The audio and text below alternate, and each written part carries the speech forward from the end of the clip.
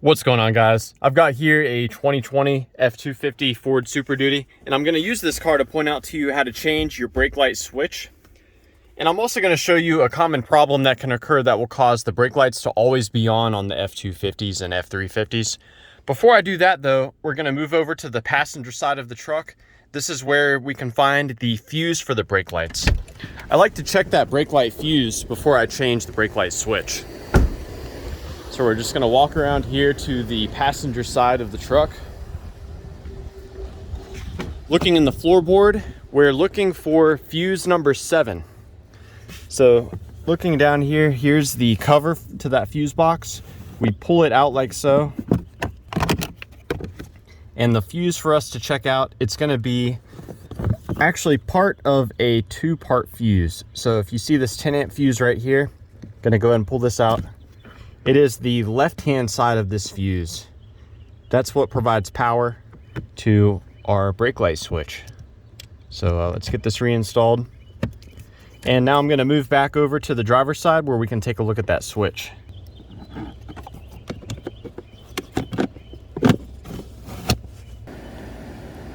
So looking in at the truck, we're gonna move down here, starting at the brake pedal switch, or the brake pedal pad, and looking upward.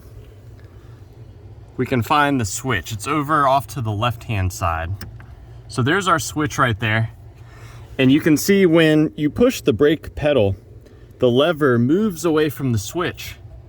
It allows the plunger to move out of the switch, and that's what ultimately causes the brake lights to be on. Now I'm gonna show you how to change this switch, but I'm also going to point out to you, do you see where the switch comes into contact? There's a plastic bushing, or a little plastic insert that goes right here. So that is actually attaching to the brake lever, and eventually this plastic insert will disintegrate and fall away. If that happens on your vehicle, then the brake lights will be stuck on the Superduty. So number one cause of the brake lights being stuck on is that bushing disintegrating. Sometimes you can even find pieces of that bushing just sitting on the floorboard. Now for removing this switch, it's just twisted in there. You basically rotate it clockwise about 45 degrees. So I'll show you that again. You grab it, you rotate it clockwise, and then it will pop out like so.